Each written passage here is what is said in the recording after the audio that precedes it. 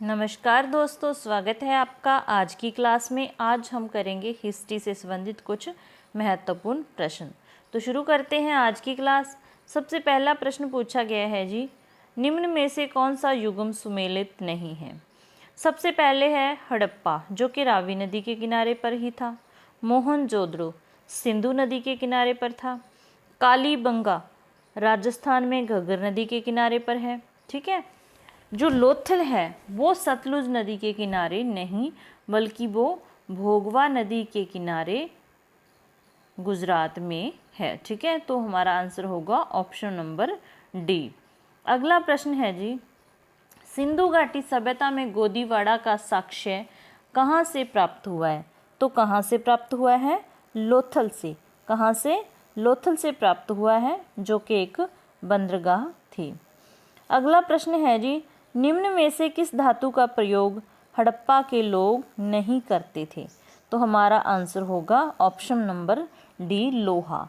लोहा, तलवार, तंबाकू और घोड़ा। ठीक है, और घोड़ा, इन चीज़ों का प्रयोग हड़प्पावासी नहीं करते थे, अपरिचित थे इनसे। अगला प्रश्न है जी, ऋग्वैदिक काल का सर्वाधिक महत्वपूर्ण देवता कौन सा था। तो ऋग्वैदिक काल का जो सबसे महत्वपूर्ण देवता था वो इंद्र था, और ऋग्वेद में इसे पुरंदर भी कहा गया है, जिसको 250 श्लोक समर्पित थे। ये चीज़ भी आपको याद रखनी है। अगला प्रश्न है जी, ऋग्वेद के 10वें मंडल में निम्न में से किसका उल्लेख पहली बार मिलता है। तो किसका उल्लेख मिलता है? ऑप्शन नंबर सी, शूद्र का। ठीक है। अगला प्रश्न है जी, ऋग्वैदिक काल की सबसे प्राचीन राजनीतिक संस्था कौन सी थी। तो कौन सी थी? विदथ। बहुत बार प्रश्न पूछा जा चुका है, तो हमारा आंसर है ऑप्शन नंबर सी।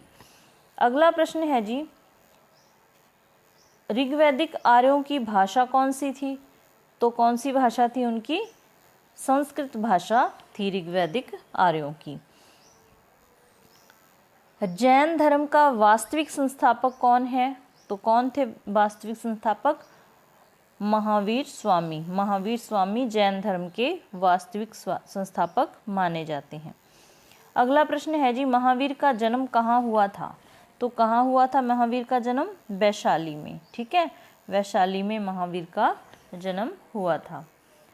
आगे है जी, महात्मा बुद्ध को ज्ञान की प्राप्ति कहाँ हुई थी। तो कहाँ हुई थी? बोध गया, निरंजना नदी के किनारे। निरंजना नदी को फल्गु नदी भी कहा जाता है, ये भी याद रखना है। आगे है जी, पाटलिपुत्र नगर की स्थापना किसने की। तो किसने की थी? उदयन ने। उदयन ने पाटलिपुत्र नगर की स्थापना की थी। अवंती को मगध साम्राज्य में मिलाने का श्रेय किसे जाता है। तो किसको जाता है? ये किसने मिलाया था अवंती को मगध साम्राज्य में? शिशुनाग ने। शिशुनाग ने अवंती को मगध साम्राज्य में मिला लिया था। कालाशौक की राजधानी कहाँ थी। तो जो शिशुनाग था उसकी जो राजधानी थी वो वैशाली थी, और कालाशौक ने अपनी राजधानी पाटलिपुत्र बना ली थी। आगे है जी, यूनानियों ने किसे अमित्र चेटस कहा। तो किसे कहा था? बिंदुसार को। किसको? बिंदुसार को अमित्र चेटस कहा था यूनानियों ने।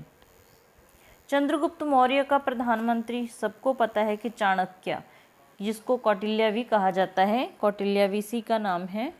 तो चंद्रगुप्त मौर्य का प्रधानमंत्री था। आगे है जी, जस्टिन ने किसे सैंड्रोकोट्स कहा। तो किसे कहा? चंद्रगुप्त मौर्य को, जो कि मौर्य वंश का संस्थापक था। अशोक के किस शिलालेख में उसकी कलिंग विजय का वर्णन मिलता है। 13वें शिलालेख में अशोक की कलिंग विजय का वर्णन मिलता है।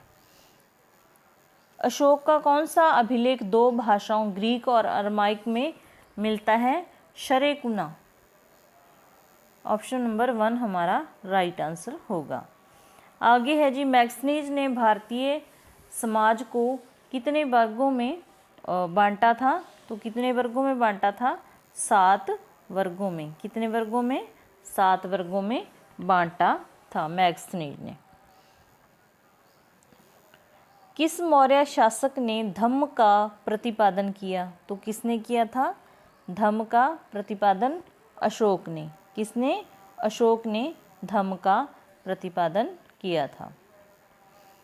शुंग वंश का संस्थापक कौन था? पुष्यमित्र शुंग। कौन था? पुष्यमित्र शुंग ने शुंग वंश की स्थापना की थी। सीसे के सिक्के किस राजवंश ने चलाए? तो किस राजवंश ने चलाए थे? सातवाहनों ने।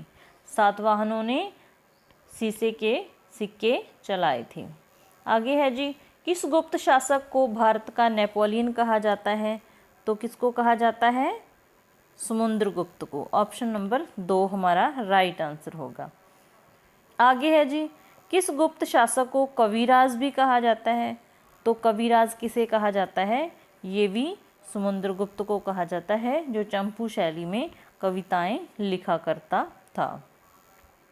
श्रीलंका के राजा मेघवर्धन ने किस गुप्त शासक से भगवान बुद्ध का मंदिर बनाने की अनुमति मांगी थी? तो किससे मांगी थी? समुद्रगुप्त से। किससे मांगी थी? समुद्रगुप्त से। नेक्स्ट है जी, चंद्रगुप्त विक्रमादित्य ने किस उपलक्ष्य में चांदी के सिक्के जारी किए थे? तो चंद्रगुप्त मौर्य जब शकों पर विजय प्राप्त करके आए तो खुद को विक्रमादित्य की उपाधि भी इन्होंने ली चंद्रगुप्त ने, और चांदी के सिक्के भी जारी किए थे। ऑप्शन नंबर 3 हमारा राइट आंसर होगा। गुप्तकालीन स्वर्ण सिक्कों को क्या कहा जाता है? तो क्या कहा जाता है? दिनार कहा जाता है। आगे है जी, मंदिर निर्माण की कला का जन्म सर्वप्रथम कब हुआ? कब हुआ? किसके काल में? गुप्त साम्राज्य के काल में, गुप्त शासकों के काल में मंदिर निर्माण की कला का जो जन्म हुआ। अगला प्रश्न है जी, गुप्त स्थापत्य कला का सर्वोत्कृष्ट नमूना कौन सा है? कौन सा मंदिर है? तो ये है देवगढ़ का दशावतार मंदिर। आंसर होगा ऑप्शन नंबर 1। अगला प्रश्न है जी, जो कि लास्ट प्रश्न है, स्थानीय स्वशासन किसके प्रशासन की विशेषता थी? तो ये थी चोलों के प्रशासन की विशेषता। तो ये थे हमारे पूरे 30 प्रश्न। ये बहुत इम्पोर्टेंट प्रश्न हैं जो हर एग्ज़ाम में लगभग पूछे जाते हैं, बार बार पूछे जाते हैं। अगर आपको क्लास अच्छी लगी तो लाइक करना, और जो बच्चा पहली बार चैनल पे आया है तो चैनल को सब्सक्राइब करना। Thanks for watching.